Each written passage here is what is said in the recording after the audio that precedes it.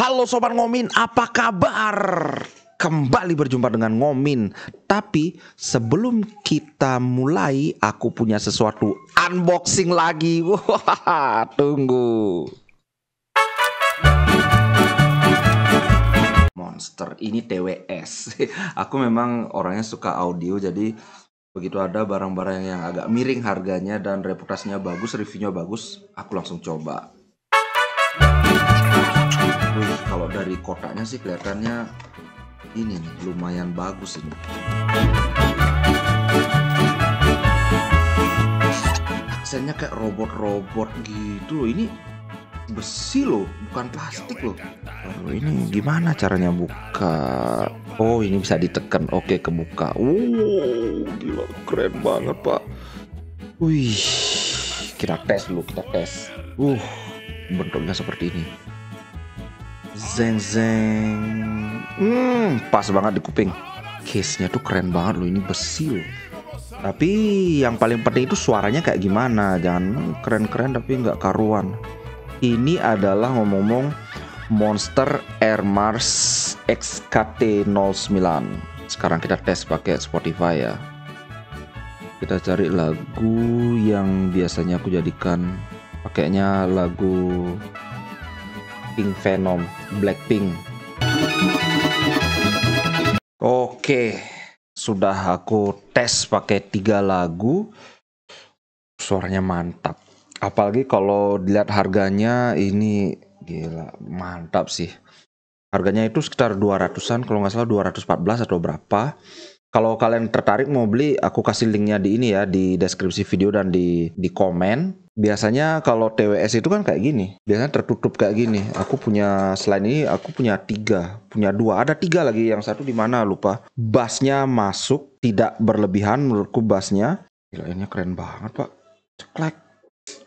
Tuh, bukanya tinggal di, nah, menurutnya, bukanya, taruh dulu. Ini aku nggak tahu Monster ini perusahaan mana, tapi barang mereka itu bagus dan tidak terlalu mahal. Kalau dibandingkan ya, aku punya ini Audio Technica, ini bagus, tapi harganya lumayan ini, sejutaan ini. Maksudnya ini dengan yang cuma 200 ribuan, tapi kualitasnya kayak gini, bagus banget ininya, value-nya. Oke, nggak usah terlalu berlama-lama, kita langsung aja bahas Serie A. Sebelum kita bahas Inter, seperti biasa kita bahas pesaing dulu. Yang pertama Juventus. Kemarin aku sempat bahas saat live streaming. Aku nggak ngerti, tapi entah gimana ceritanya Juventus kok mau ngejual Kostic. Padahal Kostic ini pemain andalan Juve. Kemarin kan musim pertama dia di Juventus, karena Inter sebelumnya ngincar Kostic, tapi akhirnya Inter mundur karena kemahalan 30 juta berapa, apa 29 juta. Dan ternyata si pemain ini bilang dia adalah fansnya Juventus. Ya udah nggak usah, ciao. Dan di Juventus juga dia perform. Dia itu pemain yang penampilannya paling banyak bersama dengan satu gelandang, siapa ya aku lupa, pokoknya ada satu gelandang, Locatelli apa siapa. Tahu-tahu 2 pertandingan pertama dia tidak dimainkan. Ternyata benar Juventus berencana menjual Philip Kostic. Nah, aku nggak ngerti kenapa Juventus kok tiba-tiba menjual Kostic, padahal ini pemain andalan dia. Jangan-jangan mereka kesulitan keuangan, karena kalau kawan-kawan mengikuti kan kasusnya mereka itu adalah mereka memalsukan laporan keuangan seolah-olah mereka untung padahal sebenarnya mereka rugi.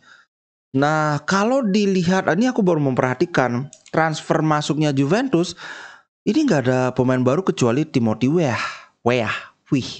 Aku nggak tahu gimana bacanya. Ini Locatelli kan sekarang ditebus 30 juta. Moiskin juga kan udah dari musim lalu. Ini aja yang benar-benar baru. Arkadiusz Milik juga kan sudah ada di Juventus dari musim lalu. Kulusevski malah akhirnya dilepas ke Tottenham. Dengan keadaan mereka yang sudah mendatangkan pemain sedikit, itu pun mereka harus mendadak menjual Philip Kostic. I don't know what happened now ini. Berikutnya itu Milan. Wah, kemarin ada yang bikin ini komentar. Wah, Marotta beli pemain 34 tahun yaitu Arnautovic.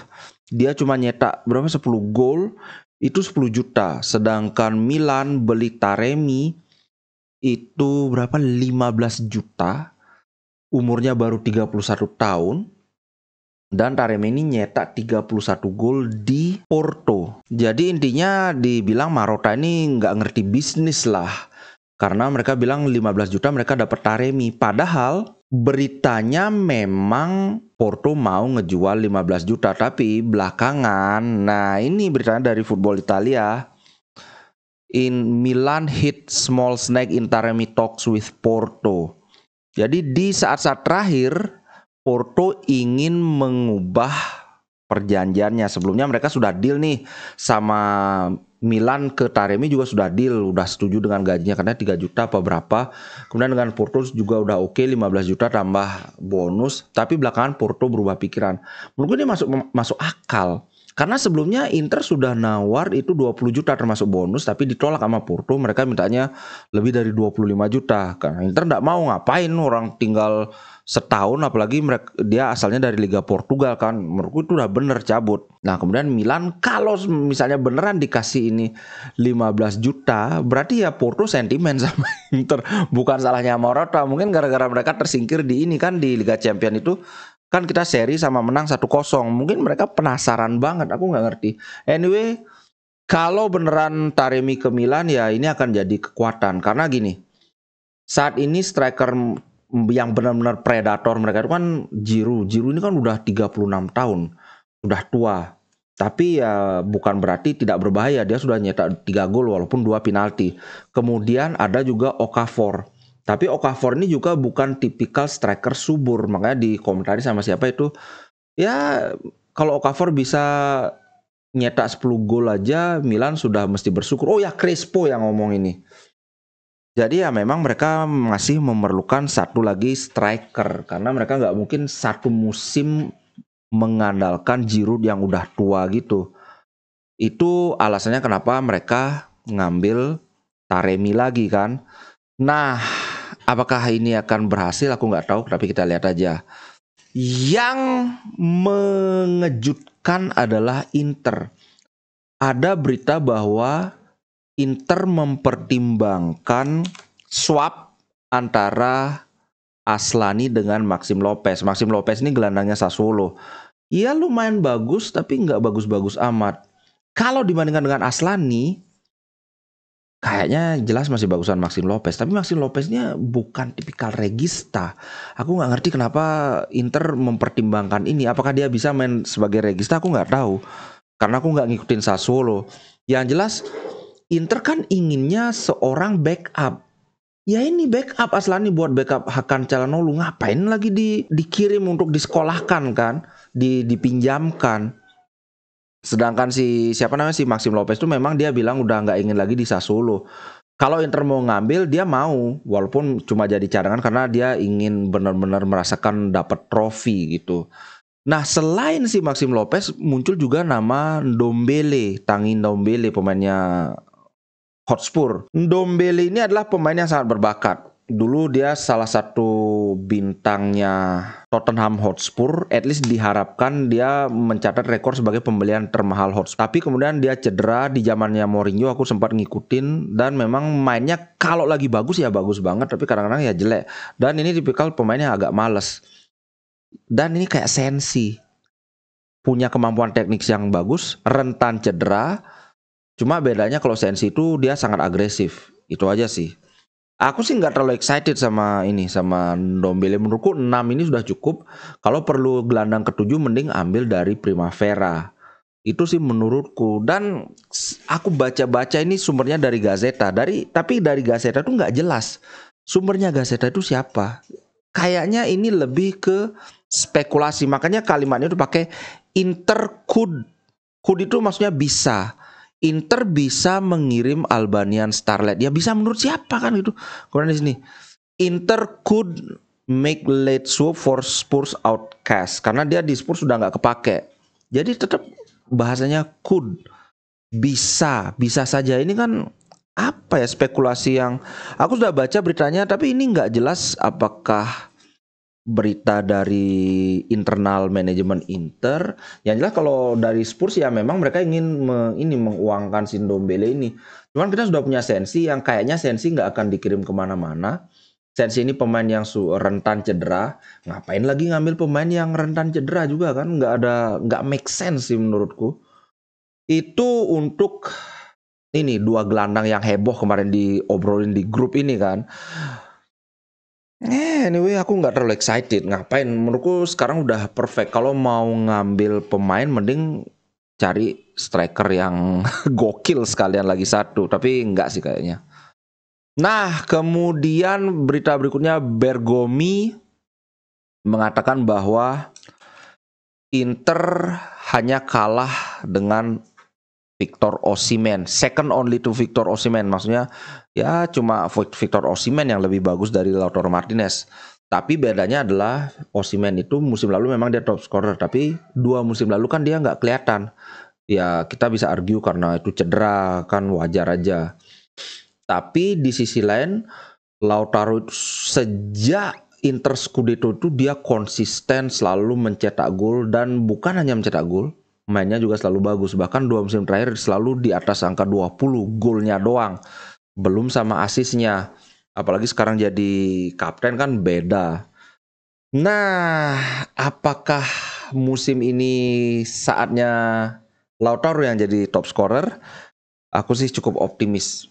At least dari segi kalau kita lihat lini tengah Inter, sayap Inter ini supply bolanya tidak akan kekurangan, apalagi sekarang ada Pavard.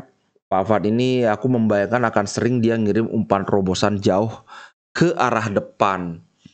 At least kita kehilangan Onana yang bisa kirim bola jauh dari belakang, sekarang kita punya Pavard. Semoga bisa terjadi. Kalau menurutku inilah saatnya Lautaro jadi top scorer, karena dia belum pernah top scorer. Kalau Icardi kalau nggak salah udah 3 kali ya top scorer, 3 kali apa 2 kali di Liga Italia. Nah, yang berikutnya ini kawan-kawan pasti sudah tahu, Pavard sudah aku bahas 2 hari yang lalu. Terus ada yang bilang, bang jangan ini dulu, siapa tahu kemarin ada yang medis. Tahu-tahu nggak jadi. Nih sudah official, sudah ada hitam di atas putih. Inter Milan sign defender Benjamin Pavard from Bayern Munich. Kemudian di sini juga sudah ada, bang kalau belum ada interview di ruang piala. Nih di ruang piala. Tuh udah ngomong dia. Nah dia bilang sudah tidak sabar untuk merasakan atmosfer luar biasa di San Siro. Nah, kebetulan ini ada berita yang menarik. Dari ininya Pavard, dari interviewnya Pavard, dia sempat bilang bahwa dia sudah sangat banyak atau intens ngobrol dengan Marcus Thuram, karena Thuram ini kan rekan dia di timnas Prancis. Kemudian sama Sommer juga dia sempat berbicara. Anyway, aku langsung bacain aja interviewnya ya di ruang trofi ini yang ditunggu-tunggu kan. Kalau belum interview ruang trofi ini dia. Ketika ditanya kenapa kok mau join ke Inter. Inter adalah klub pemenang. Nih. Lihat saja trofi yang ada di belakangku. Aku main sepak bola untuk menang. Makanya aku datang ke Inter. Oh dia yang ngomong loh. Ada yang bilang Pavard itu Milanisti. Enggak. Aku nggak tahu itu soal, nggak pernah dengar. Yang jelas dia sendiri yang ngomong, aku bermain sepak bola untuk menang. Makanya aku datang ke Inter. Nah ini yang aku bilang, ke Sommer dia ngobrol, sudah berbicara beberapa kali. Kemudian dengan Marcus, ya aku sudah berkirim pesan beberapa kali dengan Marcus. Dia memberitahuku bahwa atmosfer di sini fantastis. Aku sangat bahagia join dengan klub sebesar ini. Nah, ketika ditanya apa yang bisa kamu berikan untuk Inter, dia bilang semua pengalaman yang setelah aku dapatkan dalam bermain sepak bola di Bayern Munchen dan di tim nasional Prancis. Dia juara dunia loh di Prancis, di Bayern Munchen juga treble winner loh. Wah. Aku belajar banyak. Aku tiba dengan gol yang benar-benar spesifik untuk menunjukkan bahwa aku bisa memberikan segalanya. Nah, ini lagi. Aku ingin memenangkan Scudetto dan membubuhkan bintang kedua di baju Inter. Aku hidup untuk mengangkat trofi, untuk memenangkan trofi. Dan itu yang penting untuk fans di sini, juga untuk klub. Aku akan melakukan segalanya untuk memenangkan sebanyak mungkin title di sini. Tim ini memiliki pemain-pemain kelas dunia yang akan menolong kami mencapai tujuannya. Nah, untuk posisi apa yang terbaik, dia bilang ini, aku bisa bermain sebagai center back, bisa sebagai full back di back 4. Nah, di Inter kan back 3 istilahnya, 3 back belakang ya. Jelas dia akan bermain sebagai center back. Woi, gimana nih? Ngomong-ngomong, aku lagi bikin konten spesial buat member. Semoga besok udah kelar. Isinya tentang bagaimana bentuk permainan Inter, terutama dengan Pavard di sisi kanan dan kemudian Thuram di depan, juga perubahan formasi lini tengah dengan Hakan yang kini permanen jadi gelandang bertahan. Oke, itu dulu untuk konten kali ini. Jangan lupa buat kawan-kawan yang jadi member, silahkan dicek secara rutin di bagian membership itu. Kalau aku ada konten baru yang spesial member, selalu aku post. Dan sampai jumpa. Thank you, ciao. Inter Milan di dadaku, biru hitam warna darahku.